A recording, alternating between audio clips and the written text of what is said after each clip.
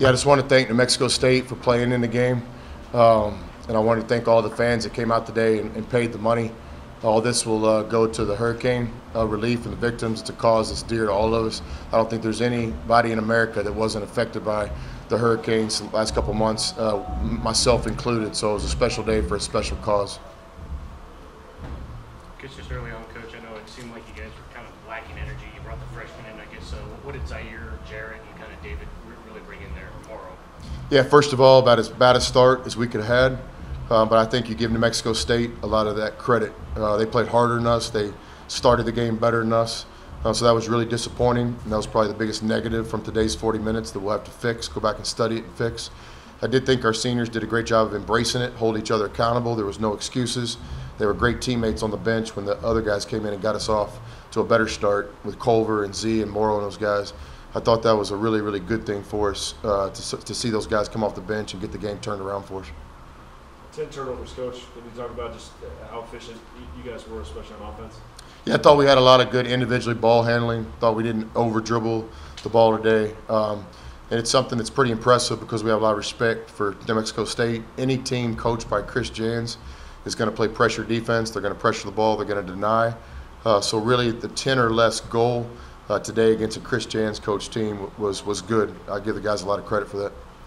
Can you talk more about Avery Benson? Looks like he went in there and grabbed 3 offensive rebounds for you all really off the bat. Yeah, Avery Benson's going to be a really good player. Just like a lot of freshmen around the country, he's kind of waiting his time. He's learning how to play at this level. But one thing Avery brings to the table from day one is how hard he plays. He's competitive. He was the first guy we offered a scholarship to when I was coaching at Arkansas Little Rock. I'll give you a little idea of what I think about him as a player and how much respect I have for him.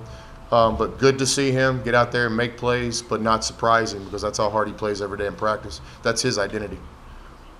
Kind of speaking of freshmen, Zaire really had a pretty good first half. I guess what did he do to kind of inspire his teammates or really just kind of get you all going? Was it really the driving or was it more than that? Yeah, I think Z's a guy that always brings it. But one of my points to the team a second ago was I think there's a relationship between how you practice and how you ultimately play in games. And Z had the best week of practice than anybody in our program this week. I think you might even practice that day when he kind of elevated it from that second team. So that was good to see a relationship between how you practice and how you perform on game night. But Z's a talented guy. The good thing, kind of the scary thing, is he's got so much room to even get better. But we're counting on all our new players this year. It was nice to see Z have a nice game today. It's just overall, what were you hoping to learn from the team? I know free throws were something that you were focused on going into it. Obviously, you improved on that. But what were some other things you were looking at before the regular season opener? Yeah, the objective today was simply just to get better. We had a chance to play a good Mississippi State team in a closed-door scrimmage, a very good Angelo State team that pushed us at home, and ultimately today is our last kind of quiz before the real test starts. So again, we have a lot of respect for New Mexico State. This score is kind of lopsided because we just got off to finish the game better, but the game was a lot more competitive than the final score shows. We got better today because New Mexico State's a good team that's well coached. I think last year it was mainly like one guy per night that kind of stood out. And today there's 3 guys in double digits scoring. Can you talk about just sharing the ball more and just being more effective as a unit? Yeah, I mean our offensive plan isn't a secret. We talk all the time about balance. We're a team that has no desire to have the leading scorer in the country. We want to have 4 or 5 guys in double figures every day. We want to share the ball. We want to use our roster. We want to use our depth. I thought today was a great example of that. We played team basketball today. And those guys that came in the game late, those guys played really good basketball too, I thought, late under those circumstances. So I was pleased in a lot of ways. I guess with the way New Mexico State was trying to get the ball inside, is that a nice little intro to South Alabama, especially with the way that they play? Yeah, I think so. New Mexico State gave us great looks. They have great perimeter players, good inside players. They played multiple defenses today, and then they're just really well coached. So this was a game that we liked because we knew we were going to get tested. We got some valuable videotape to study now. Anytime we'll have a chance to coach a team, to play a team coached by Chris Jans, we welcome it because we know we're going to get tested. Coach, have you ever played down here before or coached down here before? And what are your thoughts really? Love Midland. Recruited Midland College as well as the high schools here my whole career.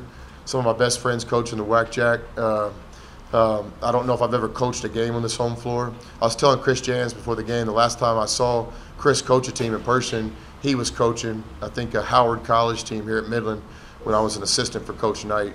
So we have a lot of pride and respect and thankfulness for our Red Raider Nation that's here in the Midland, Odessa area. So it's something that we like to do. And if the NCAA continues with this rule, I was talking to Kirby and Tony last week, this is something we might consider or really want to turn into an annual event if the NCAA allows us to keep playing these charity exhibition games. There's always been talk of maybe playing a regular season game here in Midland as well. So again, thank you to all the people that came out today. And we have a lot of thankfulness and respect for our Red Raider fans here in the Midland, Odessa area. Anything else for Coach before we let him go? Any questions for Margot? No questions for Margo? Adam? Coach Beard's in a good mood. Did you enjoy the game today, Margo? Yes. Do you have a favorite play from the game? No. Okay. Fair enough. All right. Thank you.